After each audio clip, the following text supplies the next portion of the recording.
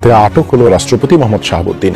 রাতে ঝিনাইদহ রাষ্ট্রপতি আব্দুল হামিদ তার বিতর্কিত দেশ ত্যাগ ঘিরে তবে মামলার আসামি হিসেবে বিদেশ গমন করা এই সাবেক রাষ্ট্রপতিকে বর্তমান রাষ্ট্রপতির ফোন পেয়ে ছেড়ে দেওয়ার অভিযোগ উঠেছে। চুপ্পুর কারণেই বাংলাদেশের বিভিন্ন জায়গায় আওয়ামী লীগের ছোটখাটো যারা পাতি নেতারা আছে তারা অশান্তি সৃষ্টি করছে। চুপ্পুকে সরাতে হবে। রাষ্ট্রপতি মোহাম্মদ শাহাবুদ্দিনের অফিস থেকে ফোন পেয়ে সাবেক রাষ্ট্রপতি আব্দুল হামিদকে ছেড়ে দেওয়া হয়। আসসালামু আলাইকুম সম্মানিত প্রিয় দর্শক, এবার কিন্তু একেবারে হাতে নাতে ফেসে গেছেন রাষ্ট্রপতির চুপ্পু। হ্যাঁ দর্শক, সাবেক রাষ্ট্রপতি এবং আওয়ামী লীগের দোসর আব্দুল হামিদকে সরাসরি পালাতে সাহায্য করেছেন বর্তমান রাষ্ট্রপতির চুপ্পু। এবার কিন্তু সেটা একেবারে হাতে নাতে প্রমাণিত হয়ে গেছে। সুতরাং এবার কিন্তু আর বাঁচার উপায় নেই রাষ্ট্রপতি চুপ্পুর। যদিও এর আগে বেশ কয়েকবারই কিন্তু বর্তমান রাষ্ট্রপতি শাহাবুদ্দিন চুপ্পুর পদত্যাগ চেয়ে আন্দোলন করলেও সে সময় কোনো কাজে লাগাতে পারেনি সে আন্দোলন। তবে এবার মনে হয় আওয়ামী লীগের মতোই কিন্তু এই রাষ্ট্রপতি চুপ্পুকেই কিন্তু সরে দাঁড়াতে হবে তার পদ থেকে। দর্শক, শুরুতে কিন্তু আপনারা ভিডিওর কিছু অংশ বিশেষ দেখে বুঝতে পেরেছেন আমাদের আজকের এই ভিডিওটা ঠিক কোন বিষয়টিকে ইঙ্গিত করছে এবং কতটা গুরুত্বপূর্ণ হতে চলেছে। তাই দর্শক, আপনাকে বিনীত অনুরোধ জানাবো আমাদের আজকের এই গুরুত্বপূর্ণ ভিডিওটি একটু স্কিপ না করে একেবারে সম্পূর্ণ দেখবেন। তবেই কিন্তু আজকের নিউজটির একেবারে বিস্তারিত আপনি ভালো করে বুঝতে পারবেন। তবে চলুন সম্মানিত প্রিয় দর্শক, আপনার মূল্যবান সময়টুকু আর নষ্ট করব না, আমরা শুরুতে এক এক করে সেই গুরুত্বপূর্ণ ভিডিওগুলি দেখে আসবো। আওয়ামী লীগ সরকারের পতনের 9 মাস পর দেশ ছাড়লেন সাবেক রাষ্ট্রপতি আব্দুল হামিদ। তার বিতর্কিত দেশ ত্যাগ ঘিরে সারা দেশে চলছে ব্যাপক আলোচনা সমালোচনা। তবে মামলার আসামি হিসেবে বিদেশ গমন করা এই সাবেক রাষ্ট্রপতিকে বর্তমান রাষ্ট্রপতির ফোন পেয়ে ছেড়ে দেওয়ার অভিযোগ উঠেছে। সম্প্রতি সামাজিক যোগাযোগ মাধ্যম ফেসবুকে দেওয়া এক পোস্টে এমন দাবি করেছেন জাতীয় নাগরিক পার্টির জ্যেষ্ঠ যুগ্ম মুখ্য সমন্বয়ক আব্দুল হান্নান মাসুদ। তিনি তার ভেরিফাইড ফেসবুকে দেওয়া এক পোস্টে দাবি করেছেন আব্দুল হামিদকে বিমানবন্দরে আটকানো হলো, তারপর নাকি চুপ্পুর অফিস থেকে ফোন কল পেয়ে ছেড়ে দেওয়া হলো। ওই ফেসবুক পোস্টে হান্নান মাসুদ আরো লিখেন, এরপরও কি ইন্টারিমকে জুলাই বিপ্লবীরা সাপোর্ট করে যাবে? সরি, হয় চুপ্পুকে সরান, লীগকে ব্যান করেন, আর না হয় নিজেরা সরে যান। এদিকে গত বৃহস্পতিবার যুব অধিকার পরিষদ স্বরাষ্ট্র মন্ত্রণালয় ঘেরাও কর্মসূচি পালন করে এবং স্মারকলিপি প্রদান করে।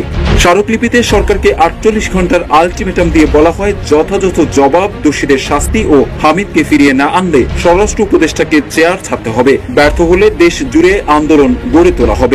ইনকিলাব মঞ্চের মুখপাত্র শরীফ উসমান হাদি ফেসবুকে লিখেছেন, ছাত্র উপদেষ্টা স্যারেরা হামিদকে ছেড়ে দেওয়ার দায়ে 3 দিনের মধ্যে পদত্যাগ করুন, নইলে ইন্টারিমের বিরুদ্ধে আন্দোলন শুরু হবে। এদিকে জনরোষ এড়াতে এবং নির্বিঘ্নে দেশ ত্যাগ করতে সাবেক রাষ্ট্রপতি আব্দুল হামিদ বিমানবন্দরে যান অনেকটা ছদ্মবেশে। লুঙ্গি, গেঞ্জি ও মুখে মাস্ক পরে শাহজালাল বিমানবন্দরের ভিআইপি টার্মিনালে হাজির হন তিনি। এরপর কঠোর গোপনীয়তায় তাকে বিমানবন্দরের ভেতরে ঢুকানো হয় এবং নিরাপত্তা তল্লাশি এড়িয়ে সংশ্লিষ্টরা তাকে বিমানে তুলে দেন। ইমিগ্রেশনে সাবেক রাষ্ট্রপতি আব্দুল হামিদ লাল পাসপোর্ট ব্যবহার করেন। গণমাধ্যমের তথ্য, ভিআইপি টার্মিনাল দিয়ে ঢোকার পর আব্দুল হামিদের দেশ ত্যাগের বিষয়টি জানিয়ে উচ্চ পর্যায়ের কর্মকর্তাদের কাছে কয়েক দফা ফোন করা হয় এবং গ্রিন সিগন্যাল দেন তারা। এরপর ঊর্ধ্বতন কর্তৃপক্ষের পরিকল্পনা অনুযায়ী নিরাপত্তা তল্লাশি এড়িয়ে নির্বিঘ্নে বিমানে তোলা হয় আব্দুল হামিদকে। চুপ্পুর কারণেই বাংলাদেশের বিভিন্ন জায়গায় আওয়ামী লীগের ছোটখাটো যারা পাতি নেতারা আছে তারা অশান্তি সৃষ্টি করছে। চুপ্পুকে সরাতে হবে, আওয়ামী লীগের রাজনীতি নিষিদ্ধ করতে হবে। যে সমস্ত রাজনৈতিক দল চুপ্পুকে রাখার পক্ষে মতামত দিয়েছে, আমি মনে করি তারা শতাব্দীর সবচেয়ে একটা বড় ভুল কাজ করেছে। বেঈমান, মুনাফেক এবং দুর্নীতিবাজকে কখনো আস্থায় নেওয়া ঠিক না। তিনি একজন স্বীকৃত দুর্নীতিবাজ, স্বীকৃত বেঈমান এবং এসালমের একজন কর্মচারী। এসালমে তাকে এই পদে পদায়ন করেছে এসালমের কাজ করার জন্য, এবং তিনি হন আওয়ামী লীগের একজন কর্মী বা নেতাও বলতে পারেন। অরিজিনাল বাড়ি তো বাংলাদেশে না, বিহারেই বাড়ি। সুতরাং তার বিভিন্ন জায়গায় তাদের অনুগত তিনি, তাকে কোনো অবস্থায় এই পদে রাখা ঠিক হবে না। এই পদে রাখার ফলে বিভিন্ন জায়গায় আওয়ামী লীগের যে সমস্ত নেতা কর্মীরা লুকে আছে তাদের দিন দিন মনোবল বৃদ্ধি পাচ্ছে। সুতরাং যত দ্রুত সম্ভব চুপ্পুর হাত থেকে দেশকে মুক্ত করাটাই সমীচীন হবে। ওয়াকারুজ্জামান সাহেব সম্বন্ধে আমি অনেক কিছু জানি না, কারণ আমি যখন সেনাবাহিনীর চাকরি ছেড়ে দিই আমি কোনো স্বাভাবিক অবসর আসিনি, আমি চাকরি ছেড়ে দিয়েছি। এটা 1980 সালের 10ই ডিসেম্বর আমি চূড়ান্তভাবে, যেটা ছুটি নিতে হয় 1 বছর বা 6 মাসের, আমি সেটা ছুটি না নিয়ে পরিষ্কারভাবে 10ই জানুয়ারি চলে আসি। সুতরাং বর্তমান সেনাপ্রধান অনেক পরেই সামরিক বাহিনীতে যোগদান করেছে, তার সাথে আমার কখনো ঘনিষ্ঠভাবে কথা বলার বা বসার সুযোগ হয় নাই। 5ই আগস্টের পরে 2-1 বার দেখা হয়েছে, তাও খুব স্বল্প সময়ের জন্য।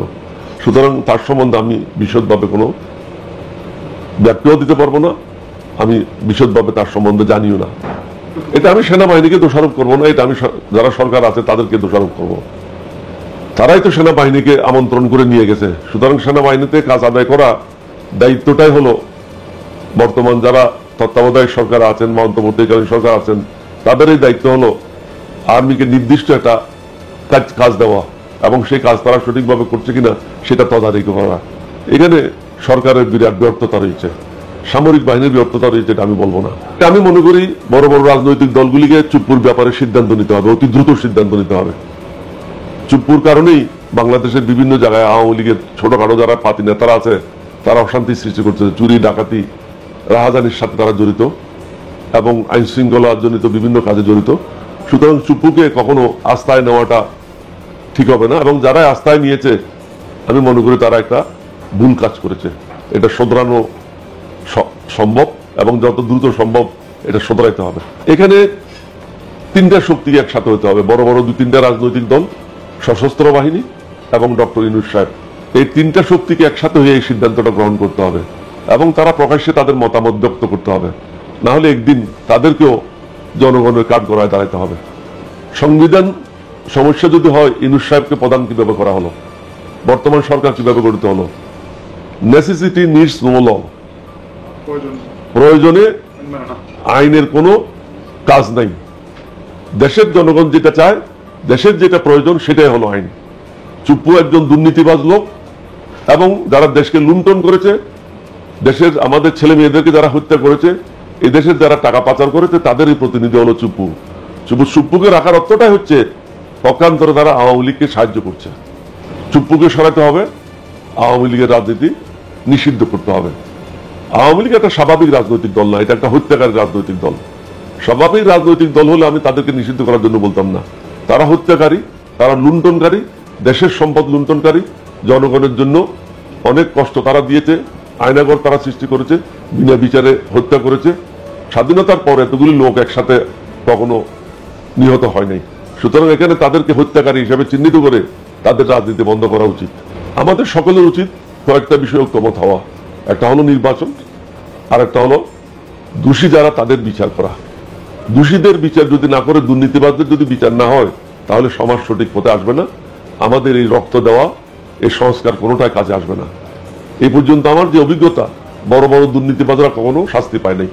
তারা টাকা দিয়ে এটা ম্যানেজ করে এবং রাজনৈতিক কিছু কুত্তাদেরকে তারা কিনে নিয়ে তারা স্বাভাবিক জীবনে ফিরে আসে। এটাই আমি দেখেছি গত 60 বছর যাবত। দর্শক শ্রোতা, আপনাকে অসংখ্য ধন্যবাদ জানাই সম্পূর্ণ ভিডিওটি শেষ পর্যন্ত দেখার জন্য এবং আজকের আলোচিত বিষয়গুলি দেখার পর দর্শক আপনার কি মনে হয়, এই বর্তমান রাষ্ট্রপতি চুপ্পুকে কি অতি শীঘ্রই সরানো উচিত নয়? কারণ তার ইশারাতে কিন্তু আওয়ামী লীগের নেতারা এক এক করে কিন্তু দেশ থেকে পালাচ্ছে, এমনকি সাবেক রাষ্ট্রপতি আব্দুল হামিদকে পালাতে কিন্তু সরাসরি সাহায্য করেছেন এই রাষ্ট্রপতি চুপ্পু, যেটা কিন্তু এখন পানির মতো ক্লিয়ার হয়ে গেছে।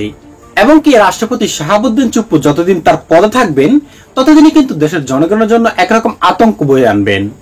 তাই দর্শক, আপনি একজন সাধারণ দেশের জনগণ হিসেবে আপনার কি মনে হয়, এই রাষ্ট্রপতি শাহাবুদ্দিন চুপ্পুকে কি এই মুহূর্তে সরানো দরকার নয়? দর্শক, আপনি যদি একমত হয়ে থাকেন তবে অবশ্যই আমাদের কমেন্ট বক্সে জানিয়ে দেবেন আপনার মূল্যবান মতামতটুকু, কারণ আপনাদের মতামতটুকু আমাদের কাছে খুবই গুরুত্বপূর্ণ। দর্শক, আজ এ পর্যন্তই। আশা করি সকলে অনেক ভালো থাকবেন। আল্লাহ হাফেজ।